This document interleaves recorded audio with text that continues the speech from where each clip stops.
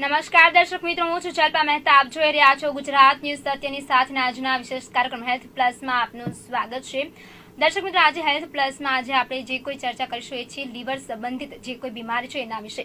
જો આપણે ખાસ 28 જુલાઈની વાત કરીએ તો 28 જુલાઈએ વર્લ્ડ હેપેટાઇટિસ ડે ગયો છે. એટલે તમને આ નામ સાંભળીને થોડુંક અચરજ લાગી રહ્યું છે કે હેપેટાઇટિસ એટલે શું.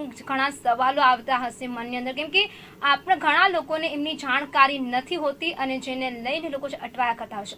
તો આજે આપણે એમના પર ચર્ચા કરીશું. લીવર સંબંધિત જે કોઈ બીમારી છે હેપેટાઇટિસ, એના પર ચર્ચાઓ કરીશું.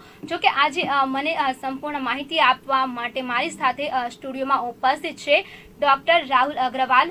જી સર, આપનું સ્વાગત છે કાર્યક્રમમાં. જે આપણે ડોક્ટર રાહુલ અગ્રવાલ જો એમના કાર્યની વાત કરીએ તો હાલમાં જ તેઓ સેલ્બી મલ્ટી સ્પેશિયાલિટી હોસ્પિટલ સુરતમાં હાલ કાર્યરત છે. 3 વર્ષથી એ હોસ્પિટલ સાથે જોડાયેલા છે, એમના હોસ્પિટલમાં કાર્યરત છે. જો કે આપણે અન્ય એમના કામ અને એમના અનુભવની વાત કરીએ તો તેઓ પાચન તંત્ર અને લીવર સ્પેશિયાલિસ્ટ છે. સાથે જ તેમને જો આપણે વધુ એમના અનુભવોની વાત કરીએ તો 10 વર્ષથી પણ વધુ સમયનો તેમને અનુભવ છે અને એમને 10,000 કરતાં પણ વધુ એન્ડોસ્કોપી કરી છે અને સાથે એન્ડોસ્કોપી સાથે સફળ સર્જરી એટલે કે ઓપરેશનો પણ કર્યા છે. આપણે એમની સાથે ચર્ચાઓ કરીશું. હાલ જે આપણે જો વાત કરી હેપેટાઇટિસની, તો તમે જાણો છો કે હેપેટાઇટિસ જે છે એમને આપણા દેશની જો વાત કરવામાં આવે તો આપણા દેશમાં દર વર્ષે 14 લાખ લોકો જે છે તે આ બીમારીનો શિકાર બને છે. પરંતુ આ જે બીમારી વિશે લોકોમાં જાગૃતતા નથી અને ખાસ જાણકારી નથી, જેના કારણે આપણા દેશની અંદર જે છે તે 14 લાખ લોકો દર વર્ષે શિકાર બનતા હશે.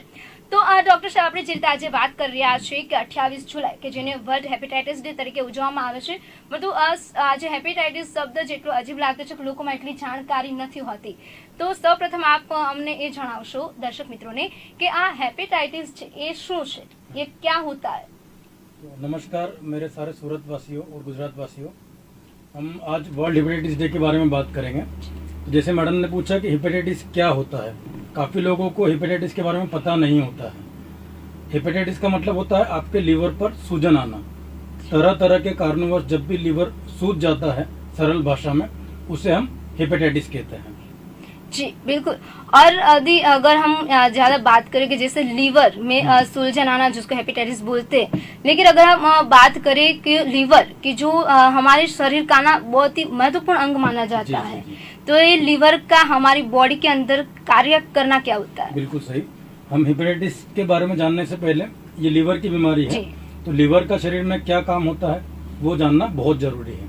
तो लीवर हमारे शरीर का सबसे बड़ा अंग होता है जो राइट साइड में पेट में ऊपरी हिस्से में पाया जाता है. लीवर के देखे जाए तो 100 से 200 के ऊपर फंक्शंस होते हैं, बट कुछ महत्वपूर्ण कार्य लीवर के जैसे प्रोटीन बनाना, आपके शरीर में इम्यूनिटी बनाए रखना, तरह तरह के प्रोटीन बना के आपके प्रतिकार शक्ति को बढ़ाना. जिस तरीके से किडनी आपकी गंदगी साफ करती है, वैसे ही लीवर 30 to 50% आपके टॉक्सिन्स बॉडी से बाहर निकालता है. आपने काफी बार सुना होगा पित्त यानी बाइल, तो बाइल बनाने का काम और पित्त के द्वारा गंदगी निकालने का काम लीवर करता है. इसके अलावा आपका ब्लड जो होता है वो बैलेंस होना चाहिए, ना ज्यादा गाढ़ा ना ज्यादा पतला. तो ये बैलेंसिंग ब्लड कोएगुलेशन मैकेनिज्म का काम लीवर करता है. उसके अलावा तरह तरह के विटामिन जैसे कि विटामिन ए, विटामिन B12, इनका लंबे समय तक स्टोरेज करने का काम लीवर करता है. तो लीवर के ये कुछ महत्वपूर्ण काम है. जी, जैसे आपने लीवर के बारे में बताया और जैसे हम हेपेटाइटिस के बारे में ये चर्चा कर रहे हैं, बात कर रहे हैं, तो ये जो आपने बोला लीवर संबंधित, जो लीवर हमारा शरीर में क्या काम करता है, लेकिन जैसे आपने बोला कि लीवर में अगर सूजन आ जाए तो उसको हेपेटाइटिस कहते हैं. लेकिन ये हेपेटाइटिस होने का कारण क्या, उसकी वजह क्या होती है और ये किसको होता है? जी बिल्कुल सही. तो देखिए दोस्तों, हेपेटाइटिस यानी लीवर पर सूजन आने के कई कारण होते हैं. मैं सीक्वेंस वाइज कुछ 5 से 6 इंपॉर्टेंट कारण आपको बताऊंगा. तो पहला आता है लीवर में पाए जाने वाले वायरसेस, जिसे हम अंग्रेजी में नाम देते हैं हेपेटाइटिस ए से लेके हेपेटाइटिस ई, यानी A, B, C, D और E. इनमें से किसी से शॉर्ट टर्म लीवर डिजीज होता है, किसी को लॉन्ग टर्म लीवर डिजीज होता है. उसके अलावा हम बात करें कोई अन्य इन्फेक्शन जैसे कि मलेरिया, टाइफाइड, डेंगू, कोविड, इनमें ट्रांजिएंटली लीवर के फंक्शन थोड़े कुछ समय के लिए डिस्टर्ब हो जाते हैं. इन्फेक्शन के अलावा हम बात करें तो जो लंबे समय से शराब का सेवन करते हैं उनको लीवर आगे जाके खराब हो सकता है. इसके अलावा जिन्हें फैटी लीवर नामक बीमारी होती है, जैसे कि लीवर में एक्स्ट्रा चर्बी का जमा हो जाना, उन फैटी लीवर वाले मरीजों को आगे जाके नॉन अल्कोहलिक स्टीएटोहेपेटाइटिस यानी कि एक तरीके का हेपेटाइटिस होने की संभावना रहती है। जिनको लंबे समय से शुगर है उनको ये फैटी लीवर नामक बीमारी होकर आगे जाके हेपेटाइटिस का खतरा रहता है। इसके अलावा आप कुछ ओवर द काउंटर ड्रग्स या कुछ Ayurvedic homeopathic unnecessary long term लेते हो तो किसी किसी में लिवर टॉक्सिसिटी हो सकती है, तो बिना डॉक्टर की सलाह ये दवाइयाँ नहीं लेनी है। इनके अलावा प्रेग्नेंट महिलाएं जो होती है उनको सेकेंड या थर्ड ट्राइमेस्टर में कुछ प्रेगनेंसी के कारणवश हार्मोनल इम्बैलेंस होने की वजह से लिवर पर सूजन आ सकती है। जी, आपने जैसे बताया कि ये लिवर पर सूजन आ सकती है, लेकिन जो ये हेपेटाइटिस है वो कितने टाइम तक, ये जो बीमारी है, प्रॉब्लम्स है, वो हमारी बॉडी के अंदर कितने टाइम तक रहती है और उसके जो प्रकार है वो क्या होते हैं? जी, बिल्कुल। देखो, जो मैंने कारण आपको सारे बताए, ये कई कारणों से हेपेटाइटिस होता है। ग्रॉसली हम डिवाइड करें इसे तो ये 2 से 3 टाइप के होते हैं। एक होता है एक्यूट हेपेटाइटिस। एक्यूट माने जो कुछ हफ्तों तक रहता है, जिसे हम ट्रांजिएंट कहते हैं। ये कुछ 2 से 4 हफ्तों तक रहता है, किसी किसी में 2-3 महीनों तक रह सकता है, जो वायरल हेपेटाइटिस हम कहते हैं। दूसरा होता है क्रोनिक हेपेटाइटिस। क्रोनिक माने जो लंबे समय में शरीर में रहता है, आपके लीवर के रिपोर्ट्स में सूजन आती है बट पेशेंट को पता नहीं रहता है। ऐसे पेशेंट्स को आगे जाके एंड स्टेज लिवर डिसीज यानी लिवर खराब होने का खतरा रहता है, जिसे हम लिवर सिरोसिस कहते हैं। तो जिनको साइलेंट क्रोनिक हेपेटाइटिस होता है उनको आगे जाके लिवर खराब होने का खतरा यानी कि लिवर सिरोसिस होने की संभावना एक्यूट हेपेटाइटिस वाले पेशेंट के कंपैरिजन में ज्यादा होती है। जी बिल्कुल, जैसे आपने अभी इसके प्रकार और कारण बताया, ठीक है, लेकिन अगर किसी को ये प्रॉब्लम्स है, हेपेटाइटिस है बॉडी के अंदर, तो वो कैसे पता चलता है, उसके जो लक्षण है वो क्या होते हैं? जी बिल्कुल सही। देखो, बीमारी के लक्षण जानना बहुत जरूरी है। आपने काफी अच्छा सवाल पूछा है।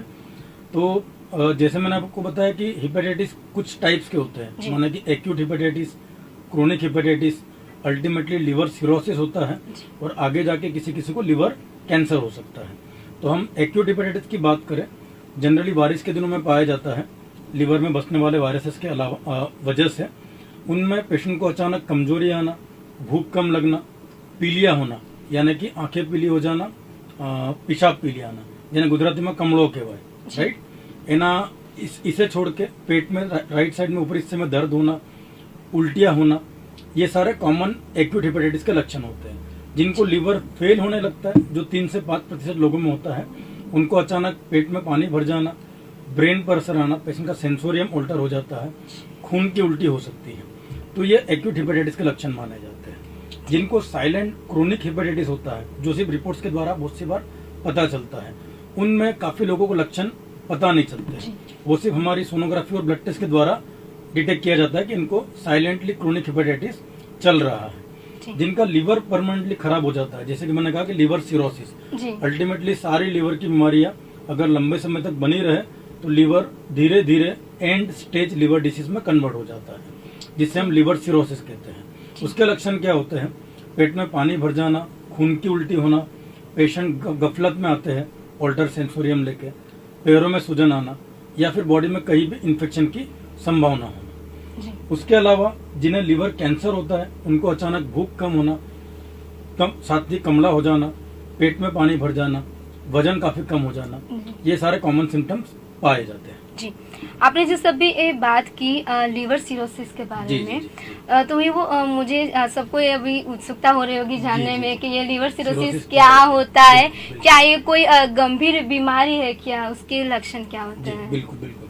देखो, जैसे कि मैंने बताया कि अल्टीमेटली सारी लिवर की बीमारियां लंबे समय तक शरीर में बनी रहती है, तो लिवर सिरोसिस नामक बीमारी में अल्टीमेटली लिवर तब्दील हो जाता है। तो लिवर सिरोसिस डेफिनेटली गंभीर बीमारी है। इसमें पेशेंट को पेट में पानी जमा होना, पेट की नसें फूल जाती तो खून की उल्टी आना, पैरों में सूजन आना, लिवर की बीमारी का ब्रेन पर असर आना। लिवर गंदगी साफ नहीं कर पाता है, गंदगी सारी ब्रेन में जाती है, तो पेशेंट को लिवर कोमा जैसे सिम्टम्स आते हैं, उसे हम लिवर कोमा कहते हैं। तो डेफिनेटली ये सब सिम्टम्स आने के बाद ये बीमारी गंभीरता में तब्दील हो जाती है। जिनको गंभीर हो जाती है उनमें से किसी किसी पेशेंट को आगे जाके लिवर ट्रांसप्लांट नामक बड़ी सर्जरी की जरूरत पड़ सकती है। जी, आपने अभी जैसे बताया कि ये गंभीर बीमारी है इससे, लेकिन ये बीमारी जो है वो किससे होती है और क्यों होती है? राइट, तो ये बीमारी का कारण जानना जरूरी है। जैसे मैंने आपको शुरू में हेपेटाइटिस के कारण बताया, उन्हीं में से कुछ कारण ऐसे हैं जो अल्टीमेटली लिवर सिरोसिस में कन्वर्ट हो जाते हैं। तो पहला कारण आता है शराब। इंडिया में, भारत में और वर्ल्ड वाइड हम देखें तो जो लोग लंबे समय से शराब का सेवन करते हैं, जैसे कि रोज शराब पीते हैं, 5 से 10 सालों तक शराब पीते हैं, उनको ये लिवर सिरोसिस नाम की बीमारी होती है। उसके अलावा 2 वायरसेस मैंने आपको बताया है, हेपेटाइटिस बी और सी। ये जानना आप सब लोगों के लिए काफी जरूरी है। काफी लोगों को ये वायरसेस के बारे में बिल्कुल भी जानकारी नहीं है, तो इनका नाम ध्यान में रखिए, हेपेटाइटिस बी और हेपेटाइटिस सी। इन लोगों को ये वायरस लंबे समय तक लिवर में साइलेंटली पड़ा रहता है, कुछ मार्ग द्वारा शरीर में आता है, वो हम आगे चर्चा करेंगे, और आगे जाके लिवर को खराब कर देता है। इसके अलावा जिनको लंबे समय से शुगर है, डायबिटीज, तो डायबिटीज वालों को फैटी लिवर होता है, और वो फैटी लिवर धीरे धीरे लिवर सिरोसिस में कन्वर्ट हो जाता है। जी, जैसे आपने अभी बताया जी। हेपेटाइटिस बी और सी, जैसे आपने बोला कि ए से लेके ई तक कहा था। जी, जी, जैसे बिल्कुल। तो अभी सबको ये जानना होगा कि ये हेपेटाइटिस बी और सी वो क्या है और किससे होता है? जी जी जी, हेपेटाइटिस बी और सी ये एक तरीके के साइलेंट लिवर में रहने वाले वायरसेस हैं। जी, ये कुछ रूट्स द्वारा शरीर में आ जाते हैं, धीरे धीरे 10 से 15 सालों में लिवर के पेशियों को खा जाते हैं और लिवर को लिवर सिरोसिस नामक बीमारी में तब्दील कर देते हैं। ये वायरस ज्यादा करके किन्हें होता है ये भी जानना जरूरी है। अगर माँ को ये हेपेटाइटिस पाया जाता है, तो हेपेटाइटिस बी या सी, तो ये डिलीवरी के दौरान बच्चों में जाने की संभावना होती है। दूसरा, अगर हस्बैंड को पॉजिटिव है तो वाइफ को जाने की संभावना है, या फिर वाइस वर्सा। जिनके मल्टीपल सेक्सुअल पार्टनर्स हो उनको संभोग द्वारा ये वायरस जा सकता है। जो लोग एक ही तरह के निडल यूज करते हैं, जैसे ड्रग एडिक्ट्स होते हैं, वो एक ही निडल से ड्रग्स लेते हैं, तो एक पेशेंट से दूसरे में निडल द्वारा जाने की संभावना होती है। उसके अलावा आजकल काफी ट्रेंड है, हम तरह तरह के टैटू मार्क बॉडी पे लगवाते हैं। तो ये टैटूइंग की वजह से अगर किसी पेशेंट को हेपेटाइटिस बी या सी है, तो वो निडल से दूसरे कस्टमर या दूसरे पेशेंट को जाने की संभावना होती है। इसके अलावा जो लेबोरेटरी में हेल्थ केयर वर्कर्स काम करते हैं, उनको अगर किसी पेशेंट की निडल चुभ जाती है, तो उनको हेपेटाइटिस बी या सी उनमें से ट्रांसफर हो सकता है। इसके अलावा लास्ट में जो कुछ सालों पहले, मतलब आज से 15 से 20 सालों पहले जिन्होंने सर्जरी करवाई हो, ब्लड ट्रांसफ्यूजन लिया हो, उस समय इतनी सुविधाएं अवेलेबल नहीं थी, उस समय इतनी वायरसेस की स्क्रीनिंग नहीं होती थी, उन लोगों को ये वायरस पाया जाता है। जी बिल्कुल, यानी कि जो ब्लड रिलेशन की वजह से ये सब हो सकता है। जैसे ब्लड एक को अगर है, उसका ब्लड दूसरों को चढ़ा गया, हाँ। तो उससे हो सकता, अगर चेक नहीं करवाया गया तो ब्लड रिलेशन नहीं बोलेंगे इसे। अगर किसी व्यक्ति को है तो ब्लड द्वारा दूसरे व्यक्ति को जा सकता है। ओके, ब्लड से ब्लड थ्रू ये फैलता है, ठीक है। अगर ये बीमारी किसी को, जैसे आपने बताया कि बहुत साल पहले ऐसा सब चेक नहीं होता था, ब्लड ऐसे चेक नहीं किया जाता था, कोई उसमें कोई वायरस है या इन्फेक्शन है कि नहीं है वो चेक नहीं किया जाता था, जब कोई भी सर्जरी के लिए ब्लड यूज होता था तब। अगर ये बीमारी किसी को है, हेपेटाइटिस बी और सी अगर किसी को है, तो उसका अगर इलाज करवाना हो तो अगर वो इलाज कैसे होता है और इसको लेकर कोई वैक्सीन अवेलेबल है कि नहीं? बिल्कुल बिल्कुल जी, बहुत सही सवाल पूछा आपने। तो इसी संदर्भ में हम बात करेंगे। ये हेपेटाइटिस बी और सी ये साइलेंट वायरसेस है, इनके कोई लक्षण जनरली जब तक लिवर खराब नहीं होता तब तक आते नहीं है। तो रूटीन स्क्रीनिंग हम काफी बार सर्जरी के पहले, एंडोस्कोपी के पहले, ओटी और बाकी सारे इंस्ट्रूमेंट सेफ रखने के लिए, ताकि दूसरे पेशेंट को ना हो, तो एक रूटीन स्क्रीनिंग करवाई जाती है।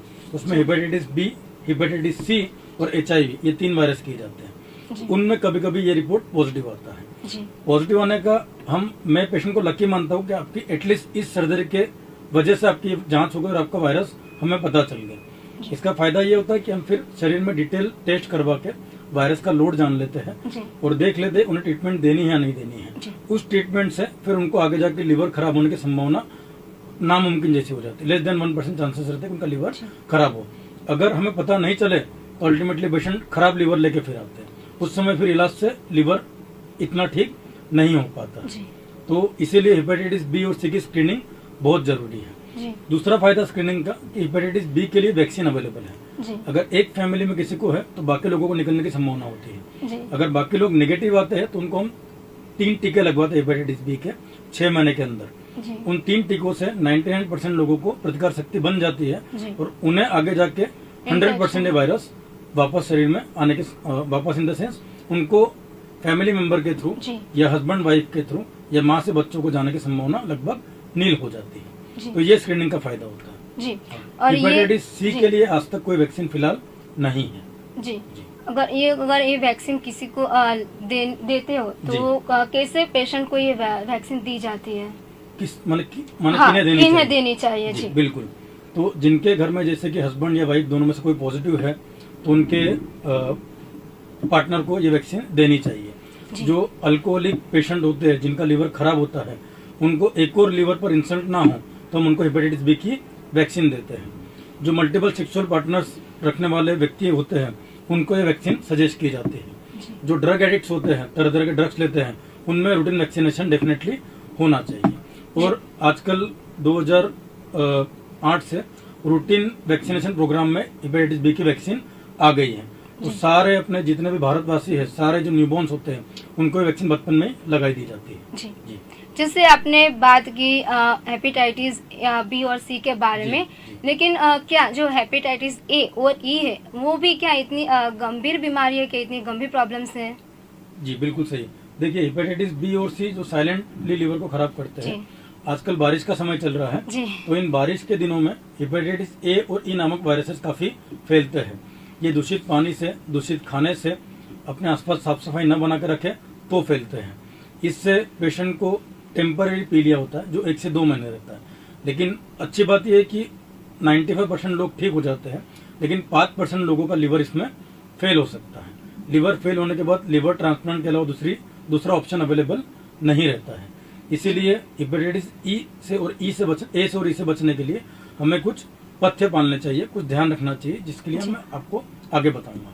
जी जी। जैसे हम चर्चा कर रही है ए और ई के बारे में, जी। जैसे गंभीर बीमारी है कि नहीं वो जी। आपने बताया, ठीक है। लेकिन और जैसे आपने बोला वो पीलिया के बारे में, जैसे आप नॉर्मल लैंग्वेज में अगर बोले तो कमड़ा, जी। जो कमले जो इसको होता है वो लोग ना जैसे नॉर्मल वो लोग धागा जैसे गले में पहनते बिल्कुल, हैं बिल्कुल। येलो कलर का, कि देखो। जिससे उस पहनने से अच्छा हो जाता है, ऐसा मानना है सबका। देखो लोगों की समझ और अपना विश्वास अपनी जगह है, जी। लेकिन प्रैक्टिकल होना बहुत जरूरी है। आजकल के इस एडवांस साइंस के साथ हम जो अनप्रूवन चीजें उनको फॉलो करें तो वो अच्छी बात नहीं है। जी बेसिकली लंबा जो धागा लकड़ी में बांध के पहनाते हो वो गीली लकड़ी होती है, जैसे लकड़ी सूखती है वैसे धागा लंबा होता है। पेशेंट को लगता है कि मेरा सारा पीलिया उसमें आ गया। वायरल हेपेटाइटिस जो बोलते हैं ए और ई से जो होता है वो सेल्फ रिकवरिंग डिसीज होता है, जो 1 से 2 महीने में पीलिया का लेवल धीरे धीरे अपने आप ठीक हो जाता है। हम उन पेशेंट में सिर्फ इतना ही देखते हैं कि लीवर फेल होने के कोई लक्षण तो नहीं है, और तब तक कुछ सिम्टोमेटिक दवाइयाँ उनको देते हैं। रादर अल्टरनेटिव मेडिसिन लेने से, धागा पहनने से, या उनके कुछ स्टीरॉयड वाली दवाइयाँ जो अनप्रूवन दवाइयाँ हैं वो यूज करने से लीवर को ज्यादा हानि पहुंचती है। तो उस पर बिल्कुल भी ना चाहिए। सिर्फ बीमारी को अपने डॉक्टर से अच्छी तरह समझ लीजिए। जी। और एक बात आपने आगे एक वर्ड यूज किया था, फैटी लीवर। जी जी जी। तो जी। आप उसके बारे में कि वो क्या होता है जी। और ये जो प्रॉब्लम से बीमारी है वो किन लोगों को जी, होती जी, है? बिल्कुल। तो हमने जैसे कि जाना कि हेपेटाइटिस ए बी सी ई और अदर बाकी कारण जाने, तो उसमें फैटी लीवर जानना बहुत जरूरी है। फैटी लीवर माने आपके शरीर में जैसे फैट एक्स्ट्रा जमा होता है वो 2 तरीके से होता है। एक बाहरी रूप से जो मोटापा दिखाई देता है, वैसे अंदरूनी रूप से लीवर पर जमा होता है। जब लीवर पर 5% से ज्यादा फैट जमा होता है तब उसमें फैटी लीवर कहते हैं। जिनको लॉन्ग स्टैंडिंग शुगर की बीमारी है लंबे समय से, जिनको मोटापा है, जी। जो तेल घी शक्कर नमक का इस्तेमाल ज्यादा करते हैं, जिनका सेडेंटरी लाइफस्टाइल है, जिनको थायराइड की बीमारी हो, उन लोगों में, या जिनको हार्ट संबंधित बीमारी हो, उन लोगों में फैटी लीवर ज्यादा प्रमाण में पाया जाता है। जी फैटी लीवर भी हेपेटाइटिस बी और सी की तरह धीरे धीरे लीवर को आगे जाके लीवर सिरोसिस में तब्दील कर सकता है। जी तो उस फैटी लीवर के लिए भी कुछ पथ्य डेफिनेटली पालने चाहिए, वो हम आगे बताएंगे आपको। जी। और जैसे हम अभी बात कर रहे हैं फैटी लीवर की, जो एक बीमारी के बारे में आपने बताया, तो उसका अगर इलाज मतलब अगर इसके हम डिटेल में बात करें, अगर इसका इलाज करवाना हो तो कैसे करना? फैटी लीवर का इलाज अवेलेबल रहता है। उसका मेन ट्रीटमेंट होता है वजन कम करना, जी खाने में परहेज करना, जैसे कि शक्कर नमक तेल घी कम खाए। और जिन पेशेंट में फैटी लीवर के साथ लीवर के रिपोर्ट्स में सूजन होती है, उनको हम कुछ दवाइयों का इस्तेमाल करके धीरे धीरे फैटी लीवर को कम करने की कोशिश करते हैं। जी। जैसे आपने अभी एक बात की थी लीवर ट्रांसप्लांट की, जी। तो अगर हम उसके बारे में बात करते हैं तो अगर लीवर ट्रांसप्लांट करवाने की जी। जरूरत कैसे किन पेशेंट को इसकी जरूरत पड़ती है जी। लीवर ट्रांसप्लांट करवाने की, अगर ये लीवर ट्रांसप्लांट करवाते हैं तो वो कैसे किया जाता है? जी। देखो, अल्टीमेटली इन सभी कारणों की वजह से 10 से 20% लोगों को लिवर सिरोसिस नाम की बीमारी होती है। वो बीमारी क्यूरेबल नहीं होती है। उसमें अल्टीमेट ऑप्शन होता है कि अगर वो लिवर ज़्यादा फेल हो गया है, हम ज़्यादा लंबी लाइफ नहीं दे सकते, तो उनको लिवर ट्रांसप्लांट का ऑप्शन दिया जाता है। इसमें दो तरीके से डोनर लिए जाते हैं। एक तो मृत व्यक्ति का, जिनका एक्सीडेंट से मृत्यु हो जाती है, या फिर जिंदा व्यक्ति का, फैमिली में कोई सेम ग्रुप वाला पेशेंट डोनर हो तो उनका लीवर लिया जाता है। उनका आधा लीवर लेके पेशेंट में ट्रांसप्लांट किया जाता है। जी। और ये जो ट्रांसप्लांट की जो सर्जरी वो करवाना कितनी सेफ होती है और इसमें सक्सेस कितना होता है सर्जरी? देखो, आजकल के एडवांस मेडिकल फील्ड में ऑलमोस्ट हम कहने जाए तो 80 to 95% इस सर्जरी का सक्सेस रेट है।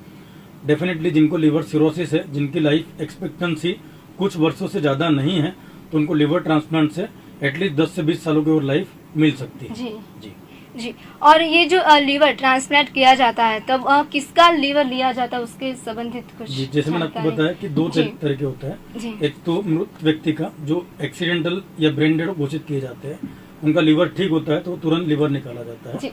या फैमिली में किसी व्यक्ति का सेम ग्रुप वालों का लीवर एज अ डोनर लिया जाता है। अगर फैमिली का किसी मेंबर का लीवर लिया जाता है तो उसके बाद जब वो अपना लीवर डोनेट करते हैं तो उसके बाद क्या उसको कोई रिस्क रहता है उसकी लाइफ को? बहुत अच्छा सवाल आपने पूछा है। डोनर को हम देखने जाए प्रैक्टिकली तो लेस देन 0.1% रिस्क रहती है। माने कि 1000 में से 1 या 2 व्यक्ति को रिस्क हो सकती है। बाकी आजकल के इस मेडिकल फील्ड में लगभग 1000 में से 990 के ऊपर पेशेंट ठीक रहता है एज अ डोनर। जी। अगर ये जैसे हम लीवर ट्रांसप्लांट की बात करते हैं तो क्या हमारे देश में लोगों में इतनी जागरूकता है क्या ये लीवर ट्रांसप्लांट के बारे में? अगर कोई इंसान अपने फैमिली मेंबर को किसी को लीवर देना हो तो वो सक्सेस दे सकता है, उसकी लाइफ भी सेफ रह सकती है, उसके बारे में जानकारी लोगों में नहीं होती है। तो इसके बदले हमारे देश में लोगों में इतनी जागरूकता थोड़ी कम है जिसके लीवर ट्रांसप्लांट के बारे में। तो देखिए, बहुत अच्छा सवाल आपने पूछा है।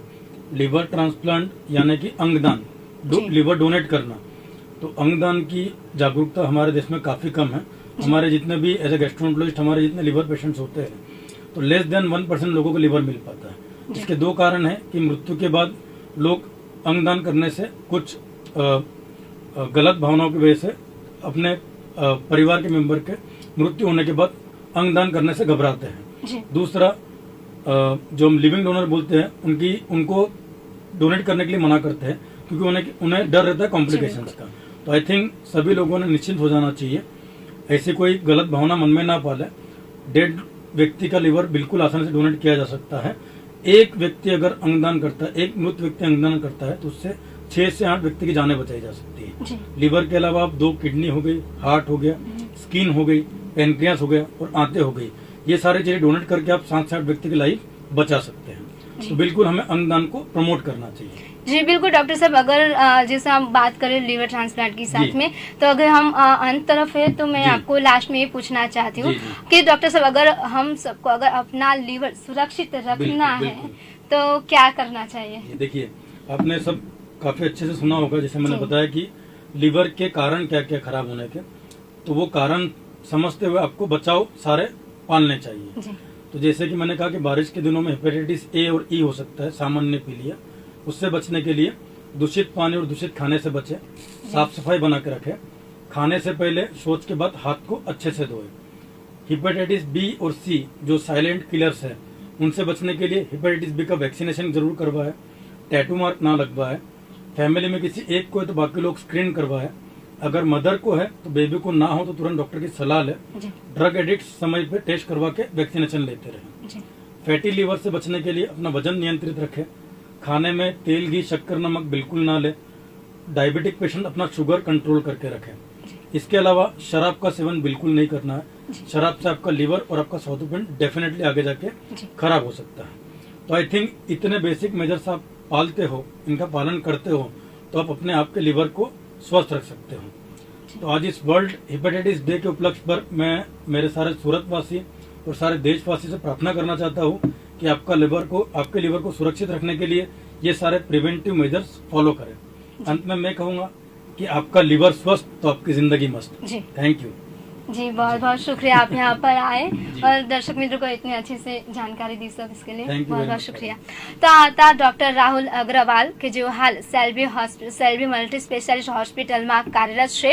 દર્શક મિત્રો, તમે સેલ્બી મલ્ટી સ્પેશિયાલિસ્ટ હોસ્પિટલમાં પણ આપ ડોક્ટર રાહુલ અગ્રવાલને મળી શકો છો। સાથે તમને લીવર સંબંધિત કોઈ પણ પ્રોબ્લેમ્સ હોય, કોઈ પણ સમસ્યા હોય કે અથવા તો કોઈ પણ મૂંઝવણ હોય તો આપ તેમને ત્યાં સંપર્ક કરીને રૂબરૂ તે હોસ્પિટલની મુલાકાત પણ લઈ શકો છો અને ડોક્ટર રાહુલ અગ્રવાલને પણ મળી શકો છો। અત્યારે હાલ બસ આટલું। જોતા રહો ગુજરાતની સત્યની સાથે। નમસ્કાર।